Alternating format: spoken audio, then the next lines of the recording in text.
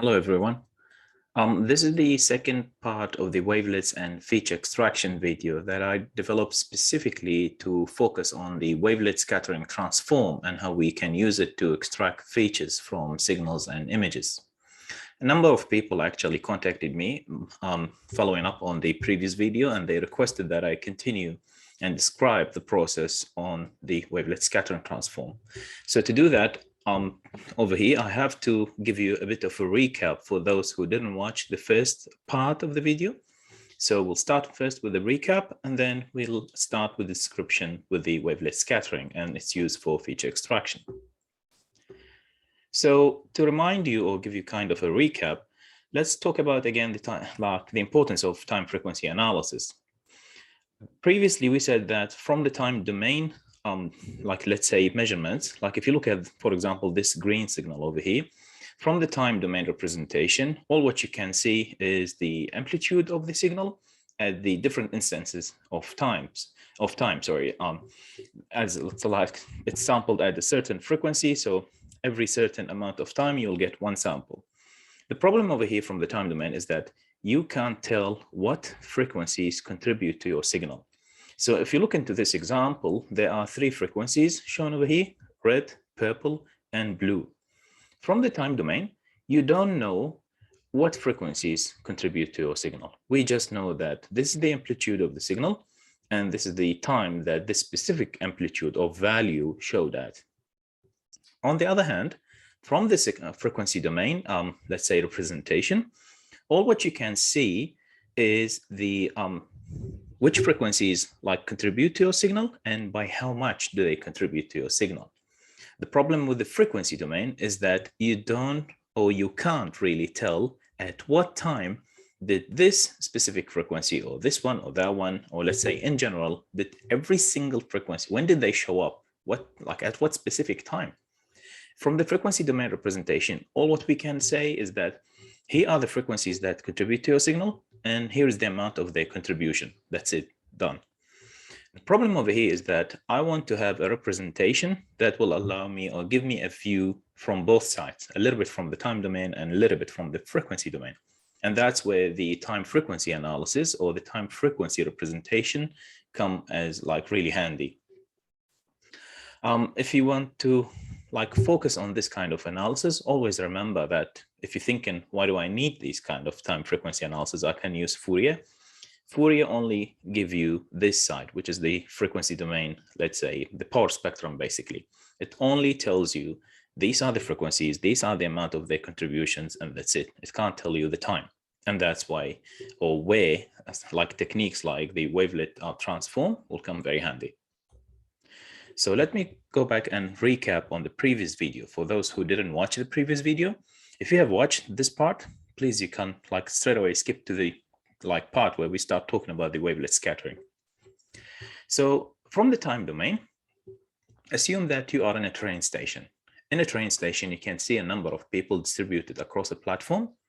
You don't know from the time domain or from the platform, you don't know where every single one of those people over here on the platform will sit inside the train. Which seat is he or she going to take inside the train?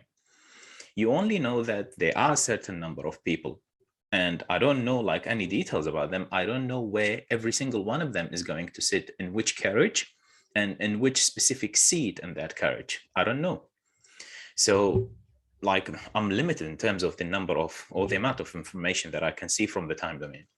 To me, all what I can see is a number of people, as I said, distributed, and I can roughly plot their distribution, and that is a representation of my time domain signal.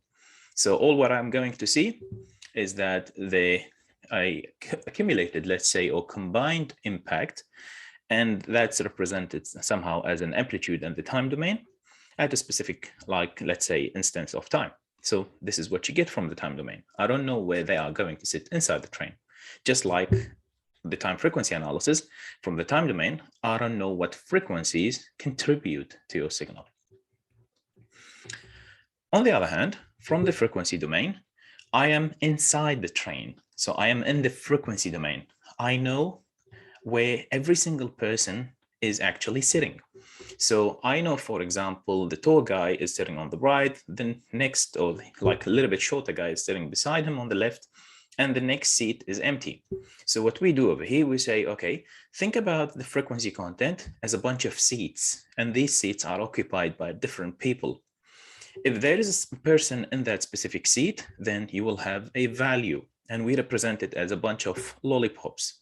So what you really get from the frequency domain is something that we call the power spectrum. Think of the power spectrum as a bunch of seats, and these are the people sitting, different people sitting inside each of the in each of the seats, and this is the height of the like basically the how tall is every single one of them. So over here, for example, in this specific seat, I know that this seat could have been empty. Nobody's sitting over there, so the contribution is 0. But the other seats are occupied, and that's exactly what happens at the frequency domain. So far we said from the platform, you can see the people over there grouped together. You don't know who sits in which seat. From the frequency domain, you are inside the train. You know where every single person is sitting, but you don't know when did he or she come inside that carriage. So you can't tell. You just see them sitting over there. You can't really tell about the timing of every single person. So in the third representation, this is where like we can stand beside the door or the gate of the train or the carriage. And if you do that, you will see every single person, or when he or she enters the train or the carriage, specific carriage, and you can also see where he or she is going to sit, in which seat. So you have a bit of information from both sides because you're standing near the door. And that's what we represent as a representation of time and frequency, where I have a little bit of information about the time and information from the frequency, and I can tell the power over these different frequencies. So why is something like the wavelet transform important? It is important because we usually say that for many signals, including biomedical signals, the information of interest is often a combination of phenomena that are transient and diffuse. So such phenomena are characterized by the local information that exists in the time domain, frequency domain, or both. So if you want to analyze these kind of signals, you need methods that are sufficiently versatile that can capture the events that present these extremes by localizing information from the time frequency point of view. So let's continue forward. Now, someone might be thinking, hang on, I can use Fourier transform. And if you tell me Fourier transform is not good enough, I can use short time Fourier transform. Well, you can, yes, but I'll tell you a little bit about the three of them. As we said previously, Fourier transform decomposes a signal into its frequency component or its main frequency components using sinusoids. So basically what the Fourier transform does, you provide your input, which is the time domain signal, and it provides you the power spectrum. It will tell you, here are all the frequencies that contribute to your signal, and here's the amount of their contribution. We don't have any information about the time. When did this specific frequency occur? So information and time is lost. In terms of the short-term Fourier transform, so this is a specific technique that you can employ to get the frequency components of local time interval, or let's say fixed duration. So basically, if you have this specific signal, what you can do is that you look at short period of time. And that's why we call it short time Fourier transform. You use a specific window, and then you start sliding that window across your signal. And for every window, you will apply the Fourier transform, and you tell me, for example, from the beginning of the signal to let's say the first 5 seconds, here are the frequencies that contributed to your signal. And here's the amount of their contribution. But again, if you want a transform that can really let's say matches the characteristics or the sharp details or pick up all the kind of important information, you need to dive deeper. You need to pick up let's say kind of a function or a window that can match the scale of the information of interest, not only a fixed window size that you slide. So in that case, this is where the wavelet transform comes very handy. And we say the wavelet transform can analyze a signal at a different different frequencies with different resolutions. That's the beauty of the wavelet transform. So it can provide you good time resolution and relatively poor frequency resolution at high frequencies, while providing good frequency resolution and relatively poor time resolution at lower frequencies. So wavelet transform can show excellent advantage for the analysis of transient signals, and that's why we like it specifically. So let's continue with the recap. Previously, also, we said Fourier transform in general employs a set of sines and cosines.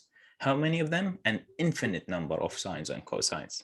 The idea over here is that we decompose that specific signal from the time domain into an infinite number of sines and cosines, which the summation of these kind of infinite number of sines and cosines will build up your original time domain signal. So if g of t is your time domain signal, we say g of t can be represented by a DC component and an infinite number of cosines and sines. Over here, the A and B are the contributions of the sines and cosines, or the amplitude of these. Similarly, with wavelets, we employ a certain set of functions that we call father wavelet and mother wavelet. Just like we had sine and cosine, over here we have a family of functions. We call them a family because they have a gender. They have like father and a mother.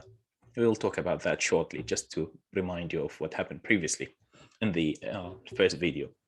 So similarly, a specific signal from the time domain can be decomposed into the contribution of the lower frequencies and the higher frequencies, the contribution of the father wavelet and the contribution of the mother wavelet. So what you end up having is the original time domain signal is decomposed, or let me say it in a specific different way, actually. Let's say that the total energy of the signal will be equivalent to the energy of the lower frequency component and all the higher frequency components. Add them together, you get the same energy. And that's what we are trying to say over here.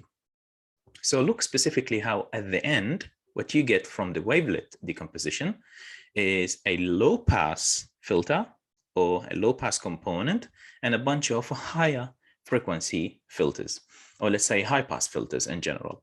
And if you look over here, the width of these filters will be different. So keep that in mind when we go forward. So basically what we do over here is that we get a certain wavelet function, we slide this across your time domain signal, and we compute the similarity between this specific wavelet and your signal at the different instance of time. And then if we have very high, like, let's say, similarity, and by the way, the output of that similarity, we call it the coefficients, wavelet coefficients. It just tells you how similar is this specific wavelet with the chosen scale, how similar is it to your time domain signal. And we also spoke at the time about the importance of distinguishing between the gender of the wavelets. And we said the father wavelets that we usually call phi, keep that in mind. The father is a low pass filter. We represent it with a phi. And then you also have a scaling function, or the mother wavelet, that we represent with psi. So keep these two terms in mind, because when we go to the scattering transform, it will make sense to you to understand what phi and psi are. There are a different number of families, as we said, that the wavelets come in like families, and these are some examples of existing families. The library is much bigger than this, so this is just a bunch of examples for your reference. Moving forward, again, I have to focus on this specific part where I'm insisting on it, which I say there's a father, there's a mother. The father represents the smooth and low frequency, and the mother represents the detail and high frequency. So when I say there's a low pass filter, so if you like pass your signal through a low pass filter, it's like you performing some sort of averaging or smoothing. All right, keep that in mind. Always remember that the pitch of man's voice fall under low frequencies, while the women voices of higher pitch type. So low pass and high pass. So again, wavelet transformation is about doing some sort of filtering processes that have a low pass component and a high pass component. What we are doing over here, we are using that specific wavelet family, that signal that you see over here, which is a wavelet, one of the wavelet functions or wavelet families. We then play with the scale. By controlling this scale, like I can squeeze this signal in, as you can see both of the hands. Like if you push the hands inside, what you will do is that you will squeeze the signal. So what you do over here, end up doing over there, is that you will increase the frequency. And if you pull the hands out, you will actually, what you do is increase the scale basically, or slow down the signal. So by controlling the scale, you can either make the signal faster or slower. So you can target the, let's say, existence of the higher frequencies or the lower frequencies in your original signal. So this is the wavelet. We said this is called psi, and S is the scale factor. S is usually bigger than 0.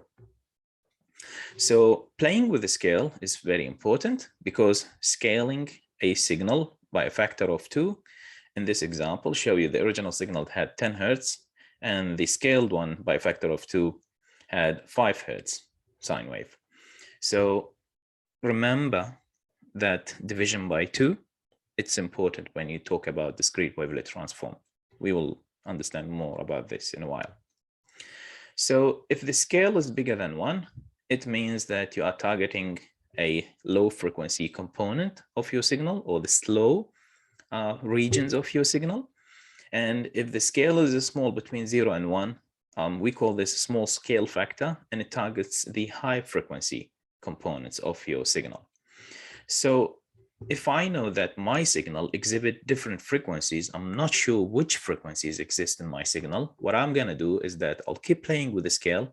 I keep changing the scale, and then I pass this signal, or this wavelet function, sorry, across my signal. So if this is my signal, I will choose a specific scale, then I'll slide this across the original time domain signal, computing similarities as I keep moving forward. The result of the similarity, let's say, analysis or process is, these are called the coefficients, wavelet coefficients. And then you say, at this scale, these are the wavelet coefficients. Then you change the scale, and then you reperform the process, and you compute the next set of wavelet coefficients, and you keep going down with the decomposition.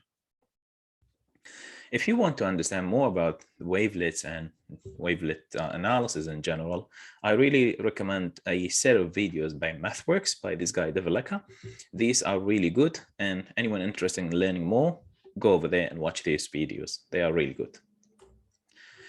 Now, someone might be asking, you kept talking about discrete wavelet transform and wavelet packet in the previous video, but you didn't mention how that's related to the continuous wavelet transform, or what is the wavelet, this like continuous wavelet transform? How is it different from the discrete that we mentioned in the previous video?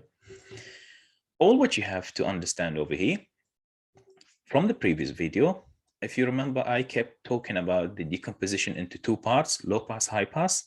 And I said, always remember these 2 filters. And as you keep going down that wavelet decomposition tree, you always decompose into 2 parts. Why 2 parts? Because the scale parameter in the discrete wavelet transform is always discretized to an integer power of 2. So that's what happens.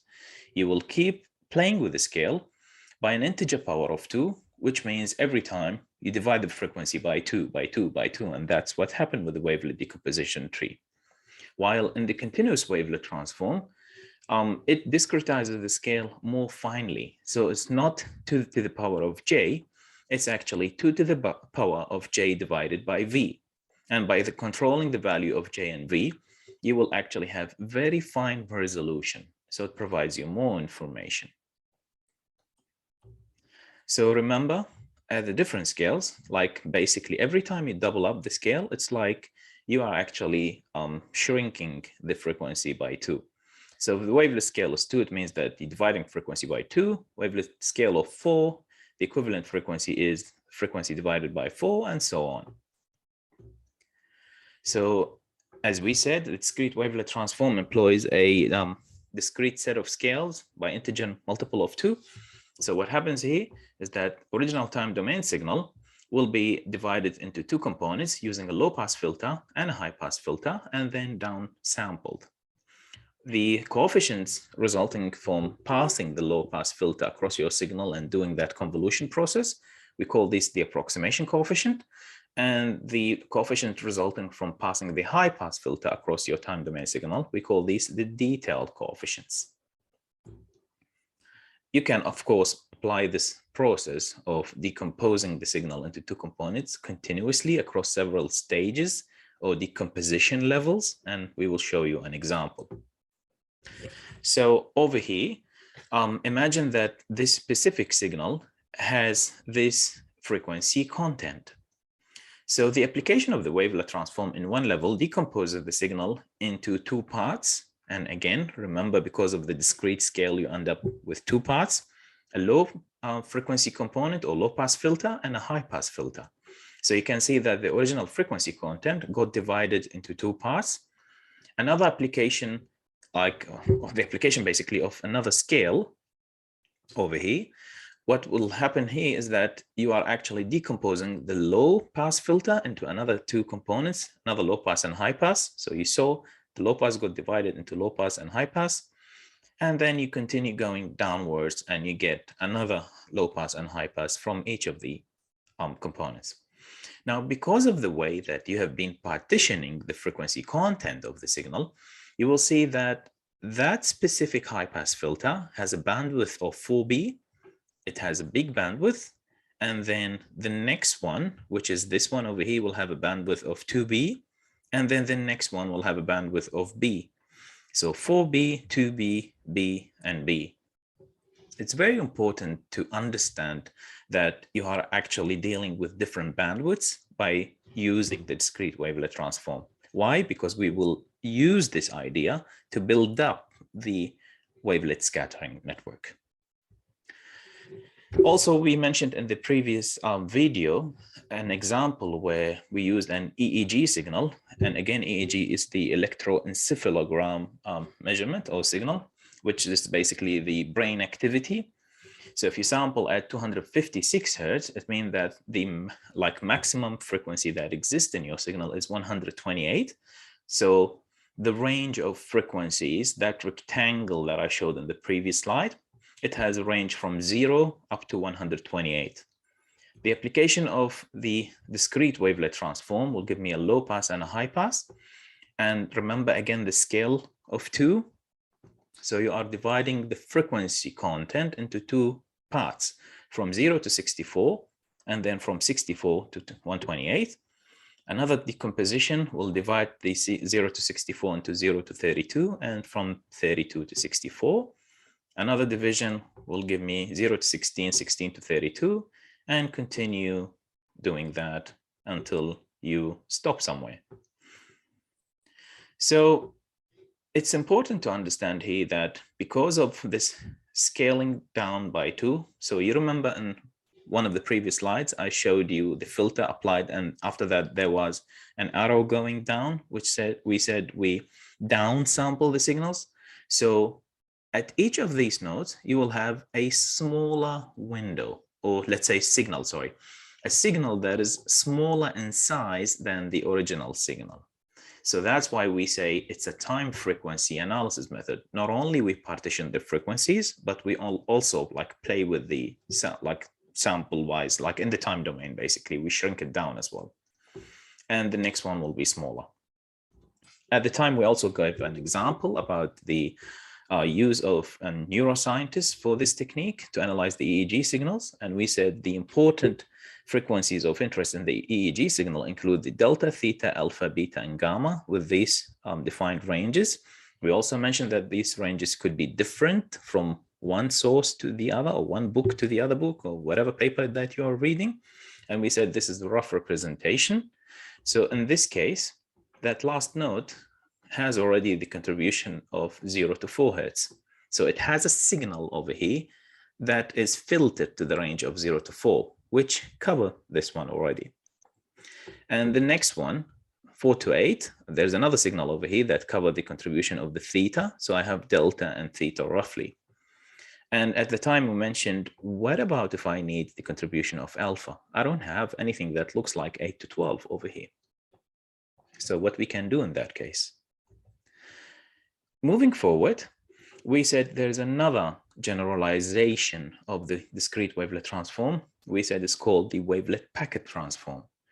So you know, or you remember how the discrete wavelet transform was only decomposing the left side? The wavelet packet transform decomposes both sides, not only the left, but the left and the right sides.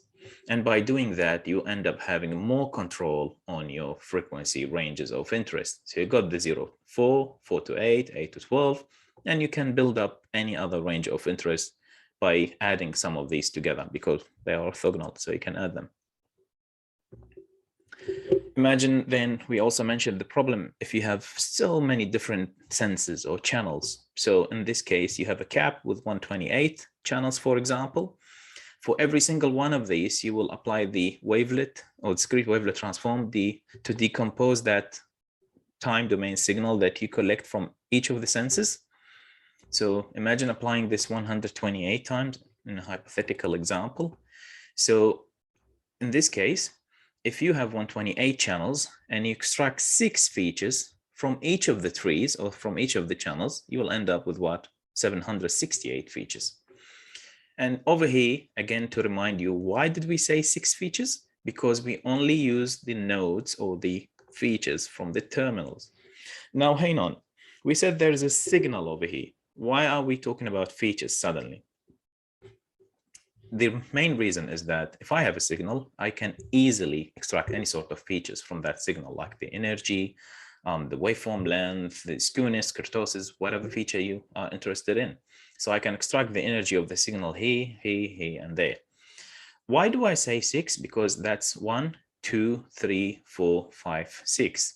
So why am I not using, for example, 0 to 8?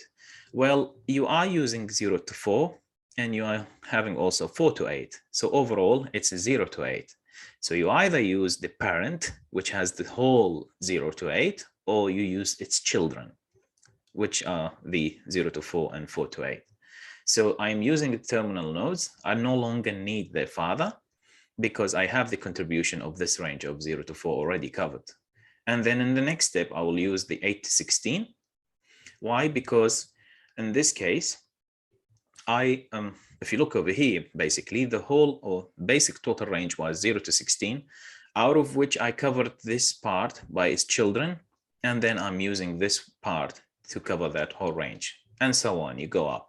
So that's how you have 6 features per channel. Now, we said you're going to end up with a large number of features. So what you can really do in that case, if you want to optimize the trees specifically or specially, let's say for the wavelet packet where you decompose both sides, things will get ugly. A lot of features, a lot of nodes. What are you going to do about it? So in that case, you either optimize your trees using specific methods like the joint best bases, local discriminant bases, fuzzy mutual information, and others, or you employ some sort of dimensionality reduction. Remember, dimensionality reduction can be employed by using feature projection techniques like PCA, LDA, and those guys over here, or you can simply use feature selection methods. It's totally up to you. If you want to describe the import, like the features and how they behave, I believe feature selection will be more useful for you. Now, all what we have mentioned so far was a recap about the previous video. Now we need to go and start the description of the wavelet scattering transform. So what is this about? Why is it suddenly so important? Wavelet scattering is, in a simple word, it's an equivalent to a deep convolutional neural network. And you hate me like, right, it is a deep convolutional neural network in a sense.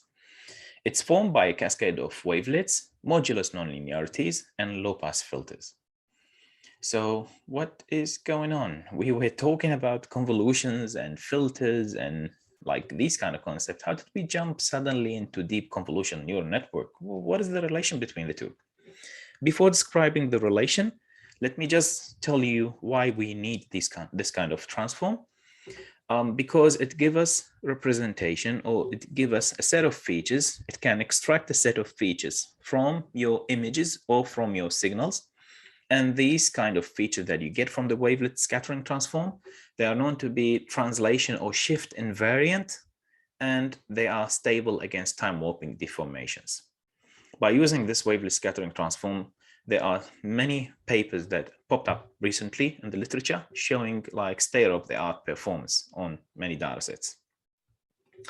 So let's look at the convolutional neural network to understand how the wavelet scattering transform is a kind of neural network or deep neural network.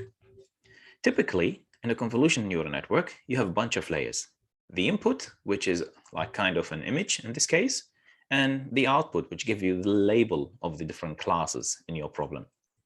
The important part for us today to focus on is the feature learning.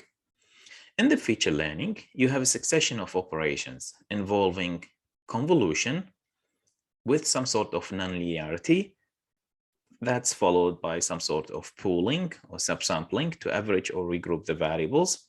And then you repeat the components again, convolution, ReLU pooling, convolution, ReLU pooling, and you keep doing that as many times. It depends on how deep you want your network to be. The problem over here is that basically we treat deep neural networks as a black box. We don't have much of understanding yet to date. Why do they work so good? So the problem over here is that someone might be thinking, why do we usually like use convolutions over here? And by the way, we say convolutions, and in the wavelets, we also use convolutions. Are they related? So let's see. So why do we use convolutions? Someone might be asking, why filters? Like, why do I need to spend a lot of time with the convolutional neural networks to optimize the filter weights for these convolution processes? And then why multi-stages? Like, how many stages do I need to put? Can anyone answer that? How many repetitions of convolution, ReLU, and pooling do I need for my specific problem? How many, let's say, for example, how many stages we said? Why pooling? How to pool? Why nonlinearity? Which nonlinearity? There are so many nonlinearities nowadays. So which one of them? And why do I need normalizing? So as you can see, the idea of deep neural networks is still treated as a black box. So the research community said, how about we kind of develop some sort of white box? No need for black box. Can we do that? Can we bring something that we understand and like build a succession of its operation to get something that looks like a deep neural network? So again, deep neural network or convolutional neural network specifically that I'm talking about over here is made of a succession of convolution, ReLU pooling in that example, and then convolution, ReLU pooling, and keep repeating that as many times as you want. By using the wavelets, we said, hang on, you are talking about our field now. You said convolution, and that's where the wavelets are really good at. So how about if I take that convolution process that you are actually learning its weights successively with the iterations, how about I take that and I replace it with the wavelet convolution? Why do I do that? Well, basically, I have predetermined set of families, the families that I was just talking about, the father and the mother. I have a well-known set of families, and I know the weights already. So I don't need to go and spend the time iterating to learn the weights of the convolution filters. I don't need to do that anymore. I'll just use the wavelet filters for the convolution. And we call this the wavelet convolution. Okay, so that's one box replaced. I will use the wavelet convolutions. How about then I replace ReLU with something else? What could that be? Well, it's a nonlinearity. And in this specific case, we have chosen a specific nonlinearity that I will talk about in a while. But let me call it just nonlinearity for now. And I will give you more details in a while. And then we apply some sort of pooling or averaging again. So if I want to build the wavelet scattering transform, I will put a succession of these stages, wavelet convolution, nonlinearity, which in our case, we use something called the modulus. So remember the old study days, the modulus. And then I'll put an averaging process. Repeat this multiple times, and this is your deep wavelet scattering network. So what is good about good thing about this? Why do I need it? Well, basically, the representation of the features that we get will be invariant to translation when you deal with signals, to rotation when you deal with images, and scaling and deformation. So it provides me some really nice characteristics if I can have that. Now, what are the key differences between the CNN and the wavelet scattering network? As we mentioned, the kernels are fixed. So the wavelet functions or wavelet filters have fixed weights. I don't need to go and iterate and learn anything. So they are fixed, not learned. And we are using the modulus nonlinearity instead of ReLU or pooling. So let's take more details from this specific graph. Modulus.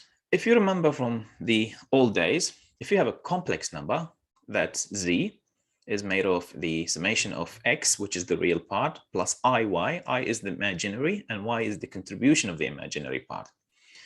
If I want to take the modulus is simply the square root of the real part squared plus the imaginary part squared. That is the square root of x squared plus y squared. Why is the modulus important to me? What can it do? What kind of properties does it provide me? So the modulus operation is a kind of pooling in the sense that it's taking the real and imaginary parts and putting them together. Okay, but why is that important? Well, what it does is that it computes a low frequency envelope. So if I have the blue signal over here, assume this is the real part of my signal, and the red part over here, assume it's the imaginary part of my signal. Taking the modulus will give me the green, which is simply the envelope. So the modulus, we use it as a method. It's important to us. Why? It's because we can squeeze the energy of the signal by using this technique, okay? And then we follow this up with an averaging process. So if you tell me why specifically modulus, because if you integrate the modulus of the convolution, you get the L1 norm, which is an invariant. So if x translates shift in time, the modulus won't change. So it's an invariant if you take the average. So basically what happens over here, x is my original. So if I assume that in this specific equation, forget about that, what I just mentioned above. So x is the original time domain signal. Convolve that with the wavelet filter, which is psi. Do you remember the psi from the wavelet families? So this is the mother, or could be the father if you play some tricks. So you convolve the signal with a wavelet filter, and you take the modulus and you integrate, you get the L1 norm, and this is an invariant representation. So a small example over here. Why the average work so well against the translation? Well, basically, if you have, let's say, 1 plus 2 plus 3 equals 6, 3 plus 2 plus 1, which is shifted to the left version, it still gives you a 6. And 1 plus 3 plus 2 still give you a 6. Okay, so we rely on the combination of the modulus and the averaging to get an invariant. And that's what the trick is about. Now, let's dive into more details about the continuous wavelet transform and then the wavelet scattering transform. But hang on a second, what is going on? We were talking about wavelet scattering and then suddenly, boom, continuous wavelet transform. It's important to understand that the basic building block for the wavelet scattering transform is actually the continuous wavelet transform. So what is going on exactly? So the continuous wavelet transform measures the similarity of your time domain signal with a set of wavelets by varying the frequency and scale at each point in time. So let me explain. I have a set of wavelet filters, all right? Or let's say wavelet functions. These wavelet functions are shown here in orange and blue. I can squeeze these or I can expand them. So I can make them fast, I can make them slow. Every time I choose a specific scale, and slide them across my signal. So my signal in this case is the gray signal. It's a chirp signal. A chirp signal is one that starts with very slow frequencies, and then the frequency increases as it goes with the time further, like forward. So what I'm doing over here, look at this one. It matches the end part of the signal. So I slide that by my signal, and when there is a huge similarity between the two, you will see the two signals popping up. So this is what the modulus of the signal, the gray, convolved with the wavelet filter, this one, and then that's the modulus, the envelope of them. Now, someone might be asking, why are you sliding two, the blue and the orange, instead of just one? Think about this as a complex signal. You slide that, okay, and then you compute the modulus, which is the envelope. So by doing this, you know where the result of this, let's say, convolution process peaks. Where does the peak show for every single scale of these wavelets? Now, if I know the scale, it means I also have an idea about the frequency. So by choosing different scales or different frequencies for my wavelet filter, I know where, let's say, that part is. So for example, this specific one showed at 0.11 hertz. The next one is actually slower, as you can see over here, and the next one is slower, slower, slower, slower. Or if you go in this direction, the first one upcoming is very fast, like highest frequency, which is at the end. So you see the highest frequency, 0.44, shows at the end of the signal. So the time-wise is at the end. And then you work backward because you keep changing the scale. So what's happening over here is that these specific wavelet filters, they have certain support of frequency ranges. Do you remember when we were talking about discrete wavelet transform, and we said it can always like division by two, like this, like divide the frequency content into low pass and high pass, and this is like from 0 to x and then from x to the end.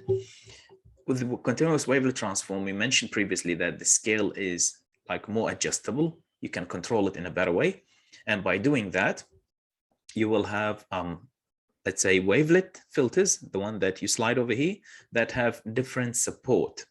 So the start with some very narrow one, and then you can increase the wavelet support for these signals. Or basically what happens over there is, what are you doing? You are slowing them down and you are increasing the support of the frequencies. So again, this is the most important part to understand, because we will build the wavelet scattering transform based on this. And you can go and read about, like I took this GIF from this website. You can go and read about that specific topic to get more details. But this is what's going on. Choose a specific scale for your wavelet, pass them or slide them across your original time domain signal. And by doing that, like if you take the modulus of the convolution process of your X with the different size, you can tell where in frequency and where in time did that energy peak show up. Now, the important part to understand is that this is a kind of process where I slide the wavelet by some time shift and compute similarity and repeat that for the different scales that I have chosen, okay, to generate this graph. Now, where is the wavelet scattering transform coming through? Okay, go forward. This is the first stage of the scattering network, or the wavelet scattering transform. So this graph we just got from the previous slide, correct? What we did over there, we were sliding some sort of wavelet across the signal, and we were taking the modulus. So that's X convolved with psi, and this is the modulus of them. Over here, what we are going to do is another convolution process. So this time I'm going to convolve with phi. Do you remember phi and psi? The father wavelet and the mother wavelet, and the father is the low frequency component, and the father is a representative or give you some sort of averaging. If you perform some sort of averaging on the modulus of the convolution, you get an invariant. And that's exactly what we are talking about today, the wavelet scattering transform. So you see over here, there's another convolution process. So first of all, you slide your wavelet across your X, take the modulus, and then you follow that up with another convolution with the phi, which is the low-pass filter, which acts like some sort of averaging process on the modulus. And that's how you get an invariant. Can I repeat the process? Like, can I assume that this is a new signal and repeat the whole process again? Yeah, sure, why not? Go ahead.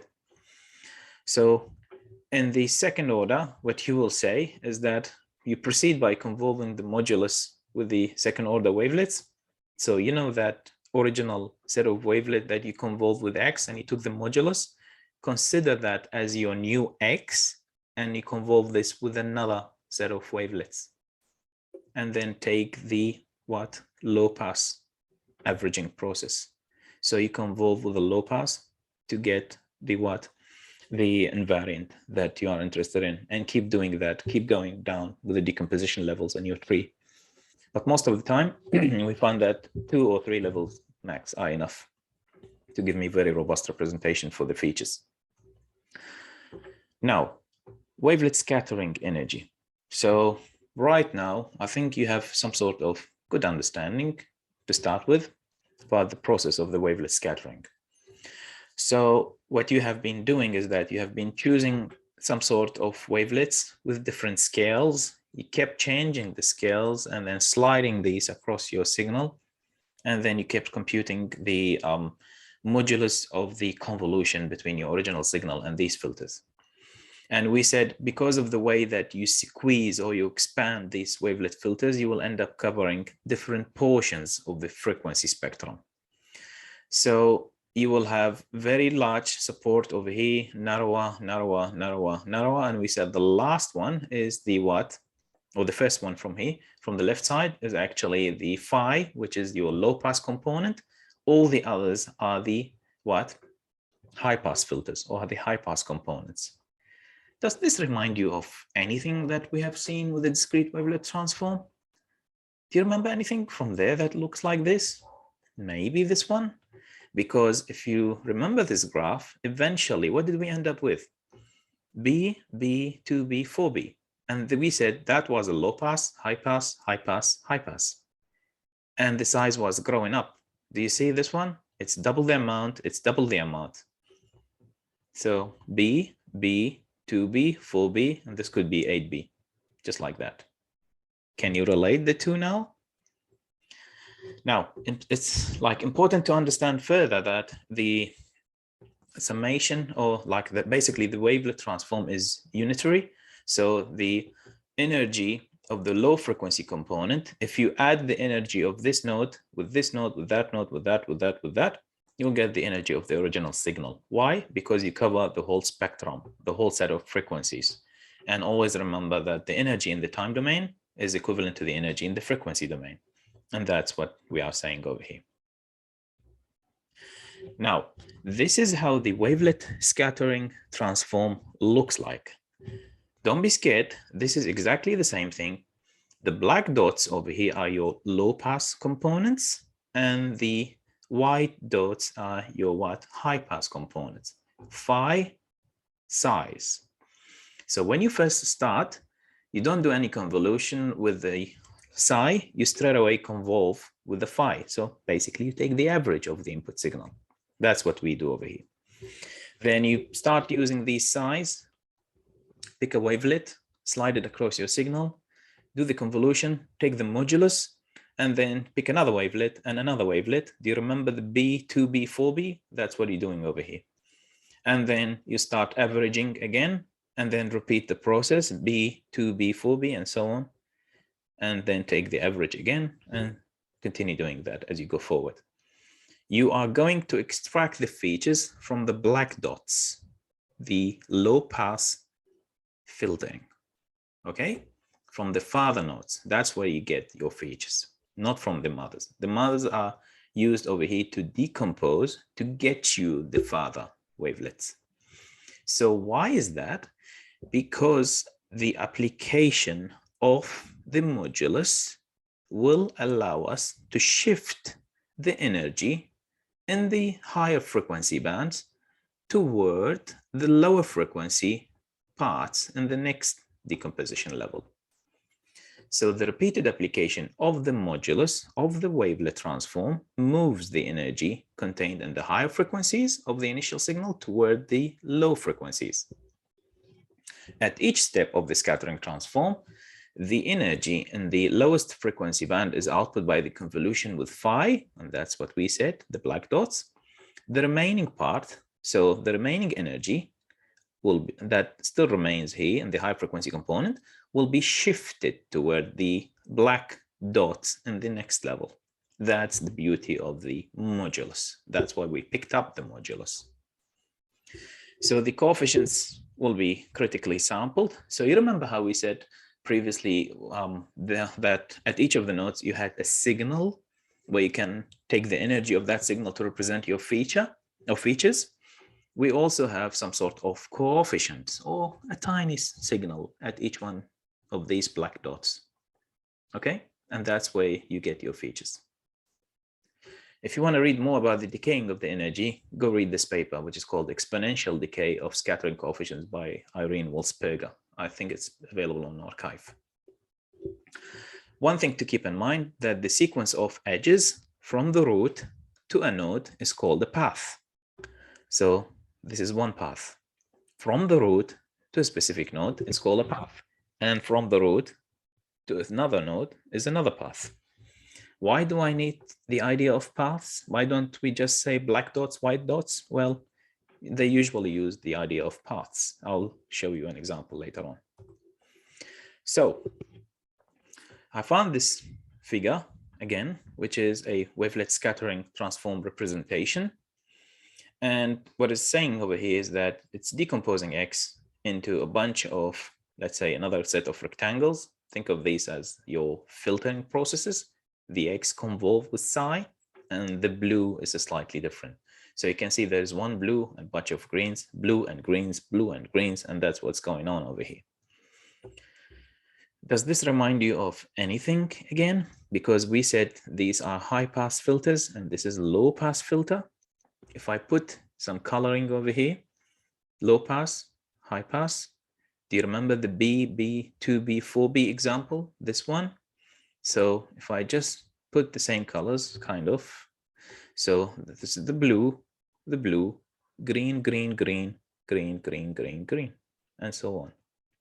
So it's like you're taking these nodes, the terminal nodes, and you're applying it immediately to get these ones or representations, and then repeat, repeat, repeat, repeat for every single one of these. Okay, and you only extract the features from the blue nodes or the black nodes in the previous figure. So just like you had the frequency spectrum covered by different mother wavelets, each one of them will have different support. You will have the same thing. The specific utilized wavelet mother wavelets will cover different portions and frequencies. So you can see they go narrower until like you go to the beginning. Okay, that's the idea of the wavelet scattering transform. So the key parameters to specify. So if you are using Python or MATLAB, you want to use the wavelet scattering transform, you have to specify some important parameters.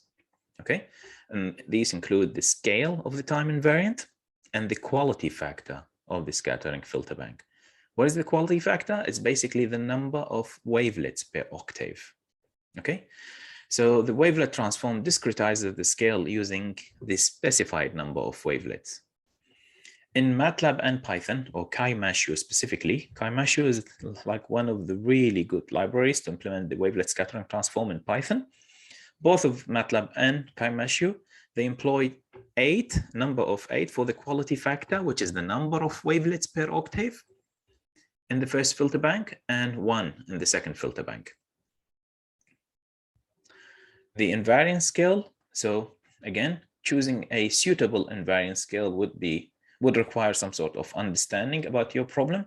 But if you just started solving a specific problem, you have some sort of signals, you learned about the wavelet scattering transform, and you just want to apply it. You don't know what sort of invariance scale should you use.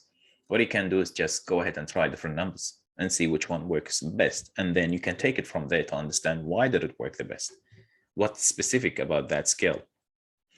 So scattering framework is invariant to translation up to the invariant scale, which is a duration. So the invariance is provided in the framework by application of scaling filter. Therefore, the time support of the scaling function does not exceed the size of the invariant. Basically, what we are trying to say is that that invariant scale is a period where you expect the things to change. So you don't expect anything to change after that. Or how invariant do you want the translation or the representation to be? Basically, that's what we are doing over here. This is a hypothetical example. Don't take the numbers for, like, let's say, as a real example. It's just hypothetical one. I just defined a wavelet scattering network in MATLAB. I'm saying I have a signal length of 6,400 samples. I chose a random sort of like invariant scale. I don't know anything. I just started, let's say. I just put a number of 15. And I know that sampler frequency of my signal is 128. I generate the features. And I want to look at how the features look like. So I have one signal only. I don't have many signals, just one. That specific one signal has 6,400 samples. What I end up getting from MATLAB by using Wavelet Scattering Transform, it gave me like 2D output, which is made of 199 times 13. And what it says in the documentation, it says 199 is the number of paths. Do you remember the path that we showed? We said it's the travel from the root node to the specific black node. So does this mean that I have 199 black nodes and the number of paths in the first level is only one because I have one node? In the second, you will end up with a huge number, 56, and in the third is like 142. If you add them together, you get 199 paths. For each path, you have 13 coefficients, the small signal that exists at each of the nodes. Now, for one signal only, I got a 2D representation of 199 times 13. How can I extract the features now?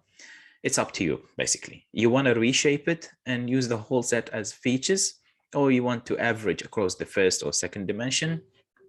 Just try and see which one works the best for your representation. So if I have 20,000 signals, each one of them is 6,400 samples, I'll end up with 20,000 signals, or features, basically, sorry. Each one of them will have a size of 199 times 13. Alternatively, if you are a Python person, you can use the chi-mesh.